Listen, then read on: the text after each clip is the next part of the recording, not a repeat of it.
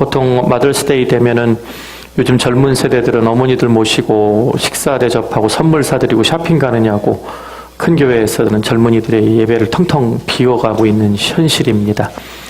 이렇게 어떤 절기가 있고 어떤 바쁜 날이 있어도 주님 앞에 예배하는 이 자리에 순종하고 예배자로 하나님을 배우는 여러분들 보니까 얼마나 감사하고 얼마나 반가운지 모르겠습니다. Carrie, thanks for coming. Happy Mother's Day. 우리 윤 집사님 전도에서 오셨는데 한국 사람인 줄 아는 분들이 많은데 중국 분이세요. 예, 남편이 얼마 전에 심장마비로 세상 떠나셔서 어린 딸과 함께 살면서 저희 교회를 얼마나 열심히 나오는지, 여기서 이렇게 번역해서 스크린 보여주는 거 말고는 다른 방법이 없는데도 여러분들 만날 때마다 이렇게 인사해 주시고, 또 오늘 얼마나 남편도 생각이 나겠습니까? 하여튼 오늘 복된 마더스데이 되기를 바랍니다. 제가 오늘 마더스데이라 지난 12년 동안 어버이 주일 설교를 둘러봤습니다. 그랬더니 나실제 괴로움 다 같이 중간에 설교하다가 노래를 부른 적도 있고, 혹시라도 아직도 친정어머니가 살아계신 분들 감사하시며 그분들 주님 만나시기 전까지 더 하나님 앞에 효도하며 어머니께 잘하시기를 바라고, 또 어머니 세상을 떠나신 분들 마음속에 잘해드리지 못해서 죄송한 마음, 한스러운 마음이 남아있다면 정말 내 자녀들에게는 하나님 바로 전해서 내 사랑하는 아들, 딸이 진리 가운데 행한다는 것을 듣는 것보다 내게 더 기쁜 소식이 없다는 그런 사도 요한의 신앙의 고백이 있기를 바란다고 말씀을 드리고, 에베소서 6장 1절, 2절, 3절 그냥 공경하라 부모님, 이게 잘되고 땅에서 잘되고 장수하고 축복받는 길이다, 이런 말씀들을 많이 전했습니다. 근데 오늘은 독특하게 또 저의 길을 가려고 합니다. 시편 23편, 얼마 전에 제가 금요일 기도 때 광야 시리즈에서도 선택했던 본문입니다. 어머니의 사랑을 가장 성경에 잘 표현한 게 뭘까? 저는 목자의 돌봄이라고 믿습니다. 우리 애들은 기저귀 띄고 어느 정도 가르쳐 놓으면 눈치 좋은, 눈치 빠른 애들은 세상에서 눈치밥으로, 또 교육받은 힘으로, 사랑받고 격려받은 힘으로 세상에 나가 경쟁하며 살아가지요. 근데 양들은 새끼 양이나 큰 양이나 목자 대신 주님께서 돌봐주시지 않으면, 목자의 돌봄이 없이는 단 한순간도 광야에서 살아남을 수가 없습니다.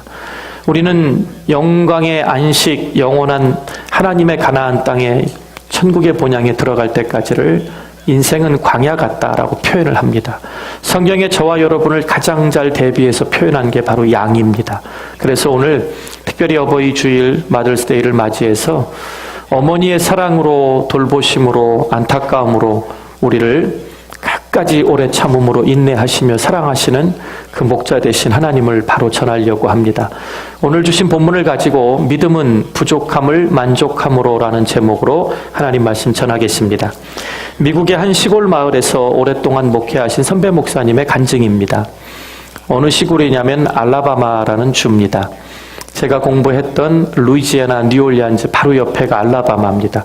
서쪽이나 북쪽에 사시는 분들은 이게 미국인가 어딘지도 모르는 분들이 많습니다. 미국에서 가장 못 사는 세 개의 주를 꼽으라면 루이지애나, 미시시피, 알라바마입니다. 남북전쟁 때도 하도 가난하고 못 살아서 목화, 면화, 카튼 농사를 질 때 그 흑인 노동력이 필요해서 끝까지 노예제도를 반대하고 싸웠던 사람들입니다. 얼마나 가난하고 얼마나 힘든 동네인지 모릅니다. 근데 그런 동네에도 한국교회가 하나씩 다 들어가 있습니다. 공부를 하시면서 선배 목사님이 열심히 신학 공부를 하시고 졸업을 하시고, 원래 이제 그 학생들에 대한 콜링이 있으신 분이라 목회 현장이 아닌 아주 유명한 미션 하이스쿨, 그러니까 기독교 고등학교의 교목으로 청빙을 받고 사역을 하게 되셨습니다. 기독교 고등학교의 유명한 교목이다 보니까 주로 어떤 집회를 많이 다니시냐면 청소년 연합 집회, 청소년들 비전 특별 집회, 이런 데 주강사로 많이 다니셨습니다. 어느 여름 경기도의 어느 도시에 작은 교회들이 연합으로 중고등부 연합 집회를 할 때 우리 목사님이 오셔서 아이들에게 하나님에 대해서, 목사님이 만나신 하나님, 그리고 이 하나님이 이 아이들에게 어떤 비전을 갖고 계신지 특별 집회를 좀 해주세요 해서 청빙을 받게 됐습니다. 그래서 흔쾌히 가서 수련회를 인도해 주시겠다고 승낙을 했습니다. 예정된 집회가 시작되기 일주일 전에 전화 한 통이 걸려온 것입니다. 그 학생들 연합 집회 연합 학생회장이 목사님이 아닌 회장이 목사님께 강사 목사님 저희들을 위해서 이렇게 집회 인도하러 오시겠다고 승낙해 주셔서 감사합니다. 이제 기도하면서 준비하면서 순서지를 만들어야 되는데 설교 본문과 제목을 좀 알려주십시오. 목사님 뭐라고 말씀하셨냐면 본문은 시편 23편 전체일세. 그럼 제목은요. 여호와는 나의 목자시니. 그게 다예요? 그게 다지. 정말 여호와는 나의 목자시니 뒤에 뭐 빼먹은 거 없으세요? 응, 없어. 이게 제목이야. 그 당시에는 문장이 끝나지 않은 제목이 어색하던 시절이라 이 회장이 여러 번 되물었던 것입니다. 그러고 잘 알겠습니다. 목사님 다음 주에 뵙겠습니다. 그렇게 전화를 끊고 다음 주에 집회 장소에 도착하자 학생회장이 찾아와서 강사 목사님께 인사를 하며 이번 집회의 순서지입니다 하고 순서지를 건넨 것입니다. 목사님이 그 순서지를 펴보는 순간 손바닥을 치며 박장대소하며 웃음이 터져버렸습니다. 왜 웃으셨는지 아세요? 안 궁금하신가 보네. 네. 제목을 보니까 본문 뭐라고 되어 있냐면 시편 23편 전체. 제목 여호와는 나의 목자시니 뭐가 더 필요해? 물음표. 이렇게 써놓은 것입니다. 이게 표준어라 경기도라 이렇죠. 이게 사투리면 더 웃깁니다. 여호와는 나의 목자시니 뭐가 더 필요한디. 이 제목을 받아든 순서지를 보고 목사님이 웃으면서도 얼마나 큰 은혜를 받으셨는지 모릅니다. 내가 이 학생회장한테 줬던 것은 여호와는 나의 목자시니 그 제목이었는데 학생이 듣기로는 여호와는 나의 목자시니 나에게 뭐가 더 필요한데 이렇게 해서 제목을 만들었습니다. 설교를 더 잘할 필요도 없이 제목만으로도 목사님이 더 큰 은혜를 받았습니다. 여호와 하나님께서 저와 여러분의 참 목자가 되시는데 무엇이 더 필요하시겠습니까? 성경은 그리스도인들에게 무엇보다 믿음을 강조하는 책입니다. 성경에서 가장 중요한 것 하나는 믿음입니다.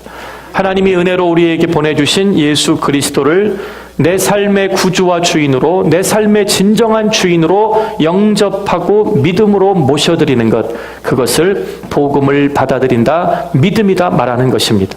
그래서 저와 여러분이 구원받고 하나님 영광의 나라를 하나님 나라의 유업으로 받게 된 데는 우리가 하나님께 드린 것은 믿음 하나입니다. 여기 믿음에다 우리의 봉사나 행위나 선한 것이 더해지면 그것이 이단입니다. 우리는 믿음으로 값없이 얻은 구원의 감사와 감격으로 마땅히 우리를 위해 희생하신 주님의 삶의 발자취를 순종하며 따라가기 위해 감격으로 헌신하고 감사함으로 봉사하고 감사함으로 하나님 뜻대로 사는 거지 구원받을 조건 때문에 그렇게 사는 사람들이 아닌 것입니다. 그런데 사도 바울도 자신이 만난 예수 그리스도 부활의 주님을 어떻게 전하고 싶었냐면 오직 의인은 믿음으로 말미암아 산다고 강조했습니다. 오직 의인은 믿음으로 구원받아 의롭다 칭함을 받은 저와 여러분은 믿음으로 말미암아 산다고 말씀했습니다. 믿음이 없이는 하나님을 기쁘시게 못한다고 성경은 분명히 증거합니다. 여러분 하나님께 왜 기도하십니까? 많은 분들이 대답은 다르지만 제가 내린 결론은 똑같습니다. 마음의 소원 응답받기 위해서. 아닙니까? 어떤 분은 영적인 은사로 교회 봉사하는 것도 내 마음의 소원일 수 있고, 건강이 약하신 분들은, 병이 있는 분들은 건강 주셔서 고침받고 정말 하나님 뜻대로 살고 열심히 교회도 섬기고 가족들과 행복하려고, 물질 더 달라고 기도하는 분들도 돈이 없어서 허덕이고 힘들게 남한테 비참하게 사는 것보다 좀 누리고 베풀고 하나님 영광을 위해 살고 싶어서 결국 우리가 기도하는 모든 내용은 내 마음의 간절한 소원을 응답받기 위해서입니다. 그러면 성경이 뭐라고 기록하고 있죠? 시편 37편 4절에 또 여호와를 기뻐하라. 그 빠진 단어가 있죠. 너희들 삶에서 먼저 하나님을 기쁘시게 하라. 그리하면 하나님께서 내 마음의 소원을 너에게 응답해 주시리라. 우리가 응답받기 위해서는 하나님께서 우리에게 요구하시는 게 하나님을 기쁘시게 하래요. 근데 그걸 신약 성경이 뭐라고 말해요? 믿음이 없이는 하나님을 기쁘시게 할 수 없다라고 말합니다. 그리고 믿음은 우리들이 마음속에 바라는 것들의 실상이요 눈에 보이지 않는 것들의 증거라고 말씀합니다. 그래서 교회 다니는 성도들은 믿음이 가장 귀하고 소중한 걸 다 압니다. 근데 여러분 그 믿음을 증명할 수 있겠습니까? 라고 제가 성도님들에게 묻는다면 믿음이 무엇이죠? 집사님은, 성도님은 정말 흔들리지 않는 구원받은 그 믿음을 저에게 증명할 수 있습니까? 이렇게 물어보면 그냥 머리를 긁으시고 고개를 자꾸, 눈을 자꾸 피하시고 다 알고 있는 걸 왜 물으시냐고 막 화내시고 막 그래요. 그 얘기가 뭐냐면 정말 믿음이 중요한 것은 알고 진리인 건 알겠는데 선뜻 알기 쉽게 정리된 답변으로 내가 말씀의 근거로 만난 하나님을 믿는 내 삶의 믿음이 이겁니다라고 증거할 수 있는 성도님들은 그리 많지 않다는 것입니다. 도대체 중요한 건 알겠는데 그게 무엇이고 그걸 어떻게 설명하는 것이 옳은지를 모르기 때문입니다. 오늘 본문은 성경에서 가장 유명하다고 하는 시편 23편입니다. 이 본문을 통해 참된 믿음이 무엇인지, 하나님이 인정하시고 하나님이 기뻐하시는 살아있는 믿음이 무엇인지를 바로 배우고 깨닫는 복된 시간 되기를 주의 이름으로 축복합니다. 성도 여러분, 혹시 만족 노하우라고 여러분 아십니까? 원래 영어에 노하우라는 단어가 없었대요. 이렇게 막 우리들이 만들어 쓰다 보니까 이제는 그게 이디엄이 돼갖고 노하우, 노하고 하우하고 붙이면 이게 단어가 돼요. 그러니까 이제 많은 경험이나 확신을 통해서 뭔가 나만이 특별하게 알고 있는 방법, 음식 잘하는 노하우가 뭐예요? 머리만 대면 잠자는 노하우가 뭐예요? 성경을 이렇게 피시면은 아무리 읽어도 이해 안 되시는데도 계속 읽고 있는 노하우가 뭐예요? 이렇게 물어보면 나만이 특별하게 알고 있는 방법, 뭐 이런 뜻입니다.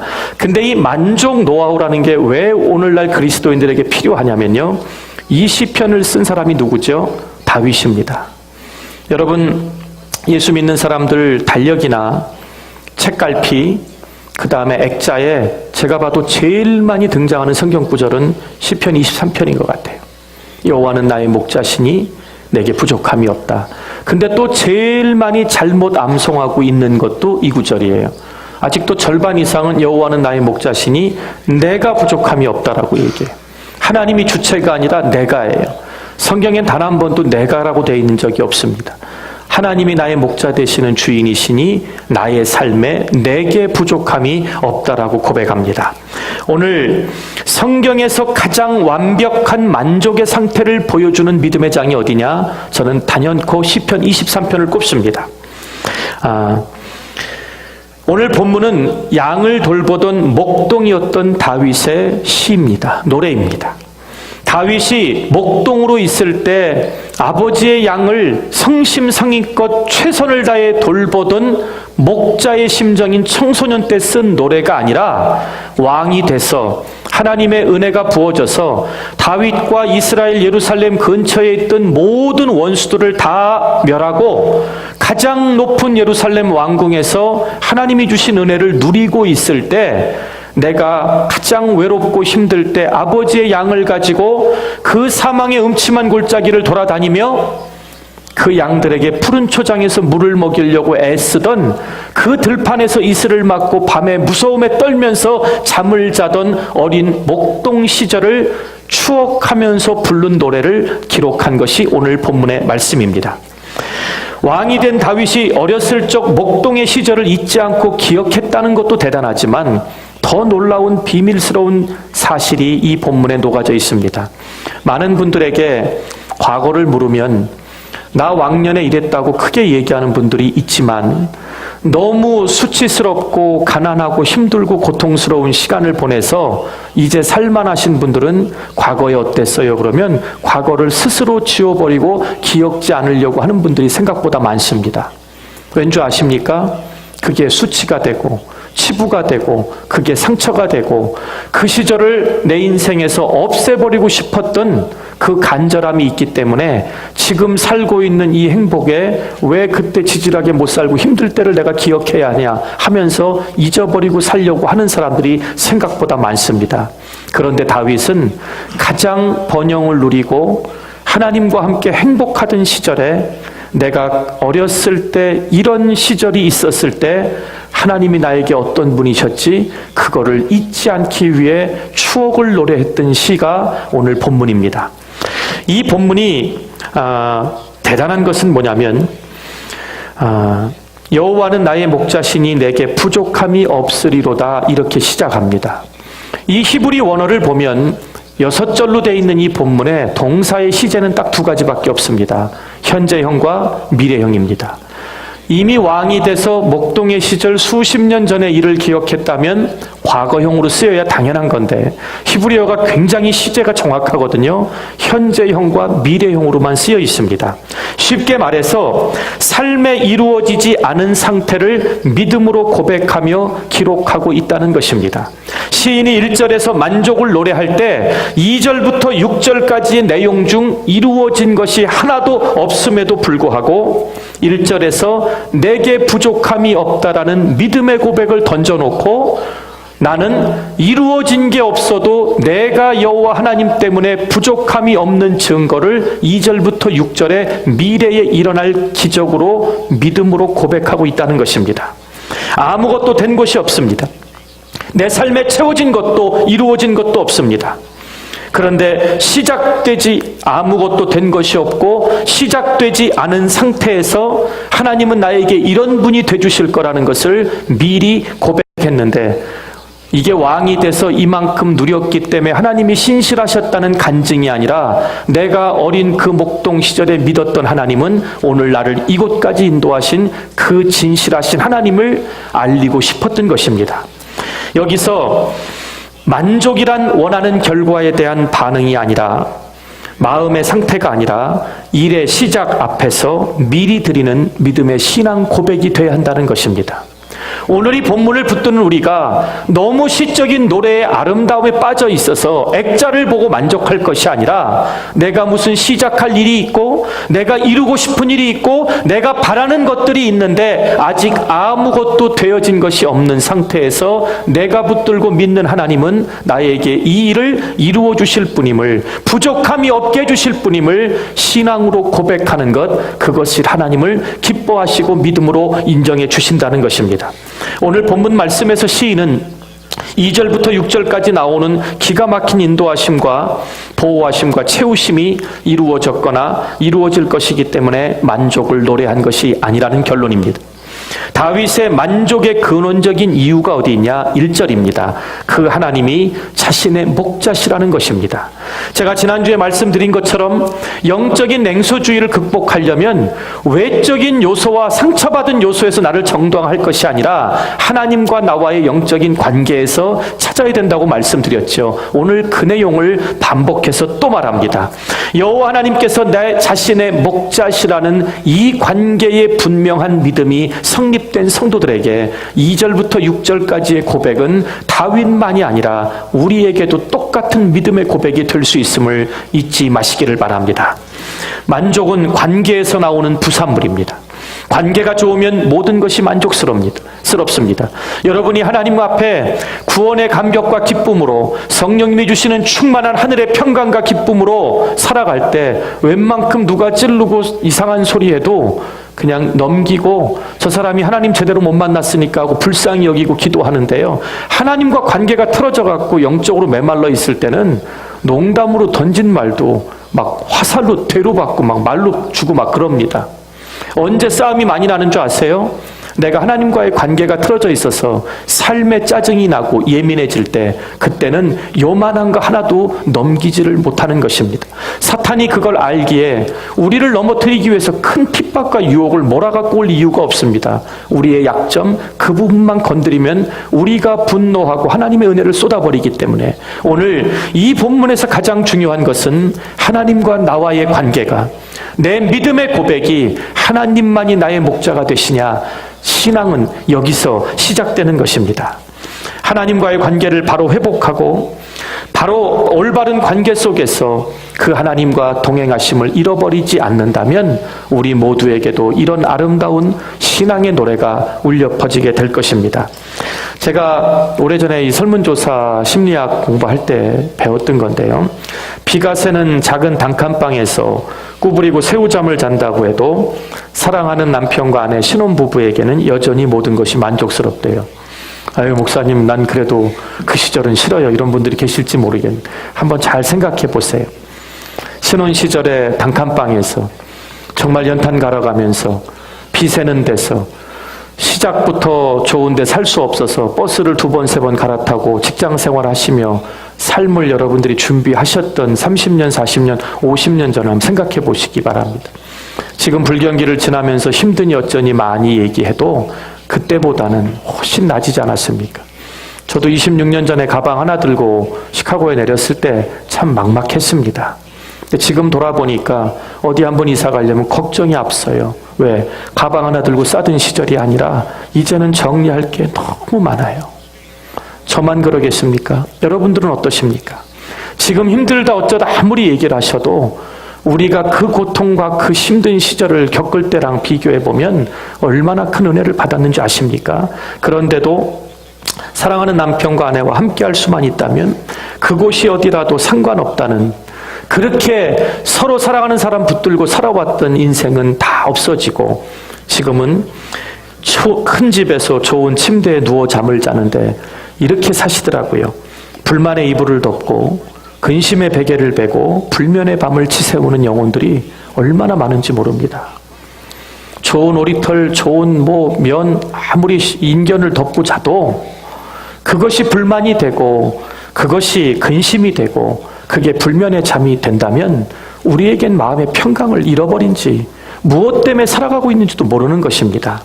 제가 찬송가 가사 중에 주 예수와 동행하니 그 어디나 하늘나라, 그 찬송을 왜 좋아하는 줄 아십니까? 어느 곳에 어느 환경에 처해 있어도 그 주 예수님이 나와 함께 계시면 그곳이 내가 꿈꾸던 하나님의 본향, 영광의 하나님의 나라를 이 땅에서도 살아가고 있을 수 있다는 것입니다. 여러분 모두에게 그 간증이 있기를 바랍니다. 여러분 모두에게 하나님과 동행하니 그 어디에가 계셔도 하나님의 영광의 나라에 하나님과 함께 살아가시는 복된 인생들이 되시기를 바랍니다. 오늘 본문에서 시인은 쉴만한 물가와 푸른 초장만을 지나간 것이 아닙니다. 누구나 쉽게 알 수 있지요. 그랬다면 누구든지 만족을 노래할 수 있을 것입니다. 여러분도 하나님께서 인도하셔 지금까지 왔는데 과거에 어떠셨어요? 하나님이 저를 너무 사랑하셨어. 푸른 초장과 쉴만한 물가만 거닐다 보니까 여기까지 왔네요. 저 이런 분 별로 못 봤어요. 그보다 더 힘들었지만 하나님의 은혜로 감사를 표현하려고 노력한 분은 봤어도 저 지금 하나님의 은혜 받고 죄송해요 이렇게 표현해서 용된 거예요. 예. 예전엔 어떠셨는데 아유 말도 마세요 목사님 저 용된 거예요. 이런 분도 있으셨어요. 용된 게 뭔가 찾아봤어요. 과거와 비교해도 없을 만큼 햇빛 찬란한 인생 뭐 이렇게 써 있더라고요. 그만큼 우리는 사망의 음침한 골짜기를 지났습니다. 다윗은 그 푸른 초장과 쉴만한 물가를 인해 사망의 음침한 골짜기를 만나게 됐습니다. 극도의 불안감과 초조함으로 그 깊은 계곡을 지나가야만 했습니다. 어느 정도냐면요. 베들레헴에서 이 네게브 사막 시내 반도로 이어진 이 계곡은요. 사람 하나가 목자가 걸어가면 양들이 한 줄로 서지 않으면 두 양이 한꺼번에 지나갈 수 없는 계곡이 얼마나 많은지 모릅니다. 아무리 길에 익숙한 목자라도 피곤해서 발을 헛디디면 천길 낭떠러지로 떨어집니다. 그런 곳을 지나가야만 이 양들을 죽이지 않고 살릴 수 있는 푸른 초장이 나옵니다. 그 길을 지나갈 때마다 얼마나 극도의 불안감과 초조함이 있었는지요. 다윗이 고백을 보면 곰이나 사자가 와서 새끼 양을 물어가면 쫓아가서 돌로 치는데 수염을 붙잡고 그 입에서 맹수의 입에서 자기가 책임 맡은 양 한 마리를 찾아왔다는 고백을 합니다. 어린 소년이 생명을 걸고 곰하고 사자에게 달려들었던 그 순간을 한번 생각해 보시기 바랍니다. 그럼에도 불구하고 그 극도의 불안과 두려움 속에 사망의 음침한 골짜기를 다니는데도 여호와는 나의 목자시니 내게 부족함이 없다는 이 만족의 노래와 그 믿음을 절대로 빼앗기지 않았던 사람이 다윗이었습니다. 그 이유는 오직 여호와 하나님께서 나의 참된 목자가 되신다는 하나님과의 관계가 올바로 서 있었기 때문에 이 만족의 노래를 부를 수 있었던 것입니다. 아름다운 관계는 음침한 사망의 골짜기에서도 희망의 노래를 만들어내는 신비한 능력이 있음을 믿으시기 바랍니다. 그래서 오늘 본문 시편 23편의 가장 중요한 키워드는 푸른 초장도 쉴만한 물가도 사망의 음침한 골짜기도 아닌 오직 목자 되시는 하나님, 이 시편 23편을 나의 믿음의 장으로 만드시려면 목자라는 단어에 내 영적인 눈이 열려야 될 것입니다. 이 목자라는 관계 하나로 나머지 5구절의 비밀이 기적과 같이 풀리게 될 줄 믿으시기 바랍니다. 우리 그리스도인들의 삶 속에 여호와 하나님만이 우리의 목자시라는 절대 만족이 푸른 초장으로 우리를 데려가셔도, 때로는 부담스러운 의의 길에 우리를 세워두셔도, 듣기만 해도 소름 끼치는 두려운 사망의 음침한 골짜기를 지나도 결과는 시편 23편이라는 가장 아름다운 믿음의 노래를 선포할 수 있어야 할 것입니다. 성도님들 중에 지금 사망의 음침한 골짜기를 지나가고 있다면 가장 먼저 해야 할 일은 나를 공격하는 원수 이리와 승냥이의 숫자를 파악하고 이 음침한 골짜기의 계곡과 깊이가 얼마나 되며 내가 어떤 죄를 가지고 이 골짜기를 넘어가야 되나, 그걸 세상적으로 계산하는 것이 아니라, 연구하는 것이 아니라, 그 깊이를 재는 것이 아니라 여호와 하나님이 나를 지키시는 목자라는 그 누구도 그 어떤 환경도 끊어놓을 수 없는 하나님과 나 사이의 영적인 관계 회복을 먼저 생각하셔야 할 것입니다. 그래야 그 죽음의 계곡, 절망의 계곡, 슬픔의 계곡, 외로움의 계곡에서도 노래를 부르는데 그냥 노래도 아니고 이 사망의 음침한 골짜기를 다닐지라도 누구 하나 와서 나를 해롭게 할 수 없는 것은 하나님이 나를 안위하시며 하나님이 붙드신 막대기와 지팡이가 나를 평안 가운데 인도하시고 원수들이 나를 죽이려고 노려보는 가운데 잔치상에 밥상을 차려주시는 그 하나님이 내 목자라는 고백을 할 수 있었던 것입니다.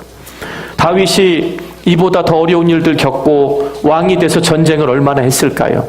그 간증도 많은데 오늘 이 목동 시절에 믿었던 하나님이 왕의 자리까지 신실하게 인도하신 인생을 돌아보니까 그 당시에 믿음으로 고백한 그 일들이 단 하나도 땅에 떨어지지 않고 하나님이 이루어 주셨다는 거예요.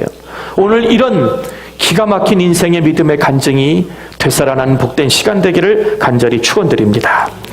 여호와 하나님이 나를 지키시는 목자라는 그 누구도, 그 어떤 환경도, 그 어떤 악한 영도 나를 목자 되신 하나님의 손으로부터 끊어낼 수 없다는 그 믿음을 갖게 되시기를 바랍니다.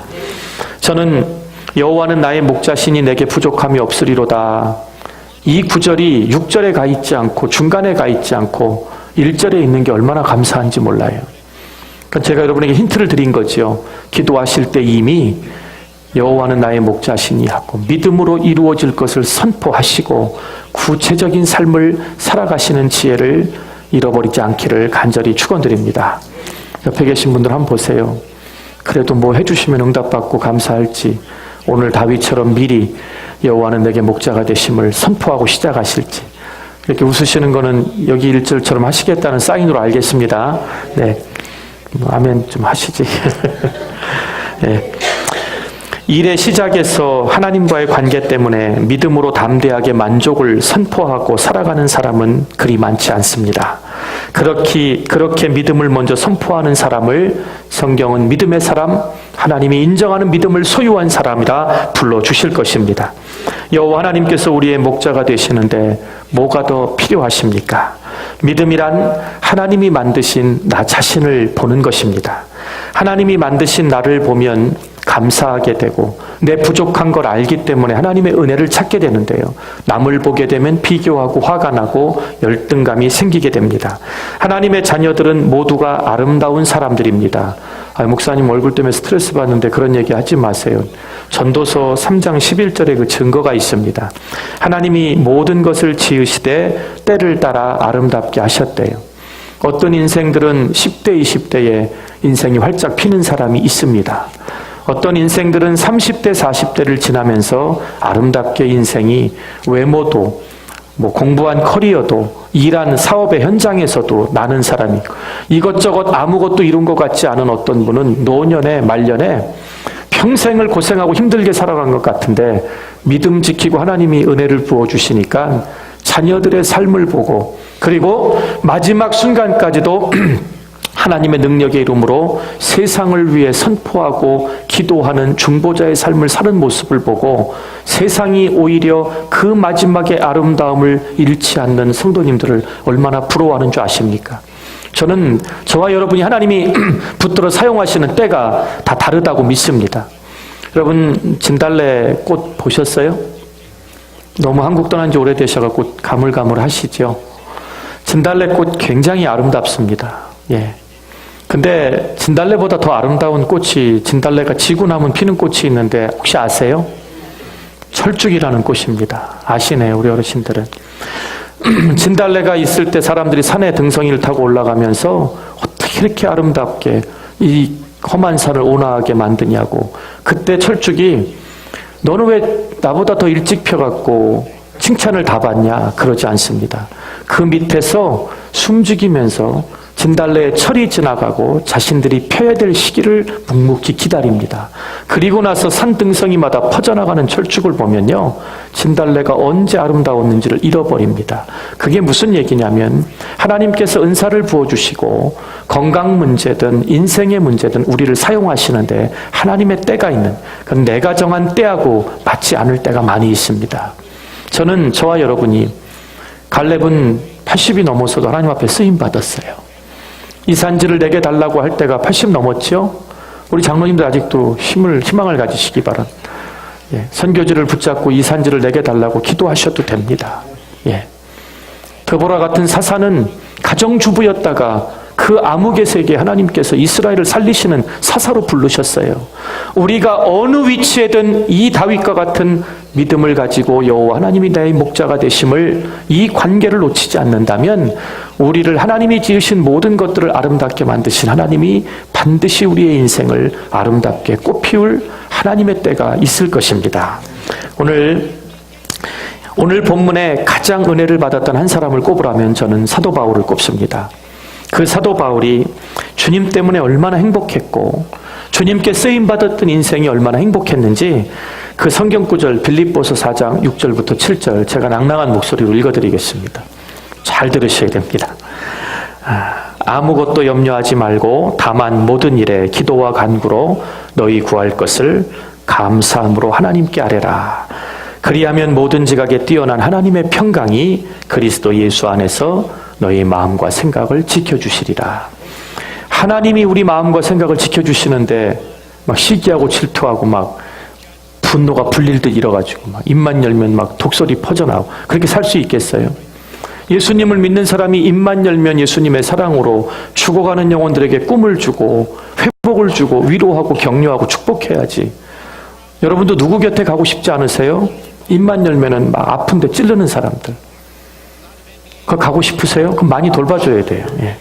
사람은요, 칭찬받고 사랑받고 격려받고 은혜의 말을 들어야 자라납니다.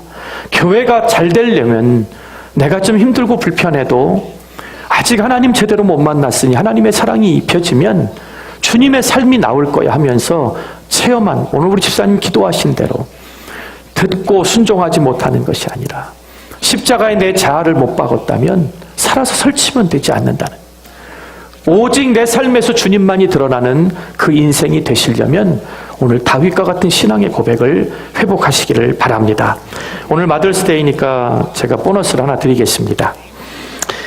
한국의 5월의 가정의 달, 어머니 날, 이런 특별한 날이나 절기 때문이 아니라 우리를 낳아주신 부모님께 잘하는 것이 축복의 비결임을 성경은 여러 번 말하죠. 사도 바울은 에베소서 6장에서 부모님을 공경하면 우리 보고 뭐라 그러셨죠? 예, 잘 되고 장수한다. 여러분 오래 살고 싶으시죠? 아니라고 얘기하면 회개해야 돼요. 우리 증조 할머니 106살에 돌아가셨는데 할머니 이제 살 만큼 사셨으니까 이제 가셔야지 그랬더니 삐져갖고 밥도 안 드셔야 돼. 나 이제 갈 때 됐다 갈 때 됐다. 그건 미안한 마음에 자식들 걱정할까 봐 그러시는 거죠. 왜 성경이 과학을 뛰어넘는 줄 아십니까? 하나님의 영적인 법칙과 원리는요, 이성적으로 말이 안 되는 이야기가 없어요. 여기서 땅에서 잘 되는 말을 빼놓고 오래 살면 그건 저주예요. 무슨 말씀인지 아세요? 여러분들 농담으로 벽에 뭐 칠할 때 그거 저주예요. 왠 줄 아세요? 나 혼자 고생하는 걸로 끝나는 게 아니에요. 성경은 단 한 번도 하나님이 만드신 천지를 창조하시고 우리에게 뭐라 그러셨죠? 생육하고 번성하고 땅을 다스리고 충만하라고 말씀하십니다. 살고자 하는 마음은 내 욕심이 아니라 하나님이 우리에게 주신 가장 기본적인 축복이에요. 근데 그냥 오래 살면서 패기칠한 게 아니라 땅에서 잘 되고, 제가 이거를 영적으로 세상적으로 다 정리를 해봤더니 일목상통하는 게 땅에서 잘 되는 거예요. 첫째 뭔지 아세요? 하나님이 주신 몸이 영적으로 육적으로 건강한 거예요. 요즘에 한국의 제일 큰 문제가 뭔지 아세요? 치매예요.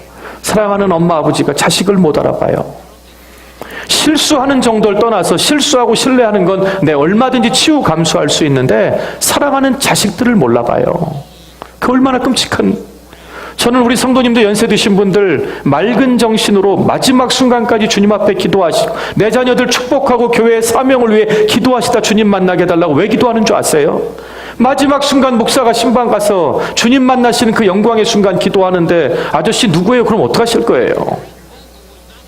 또 내가 지금 뭘 믿고 있는지도 모르면 찬송은 다 잃어버리고 옛날 불신자 시절에 흘러간 옛 노래 하시는 분들이 한둘이 아니에요.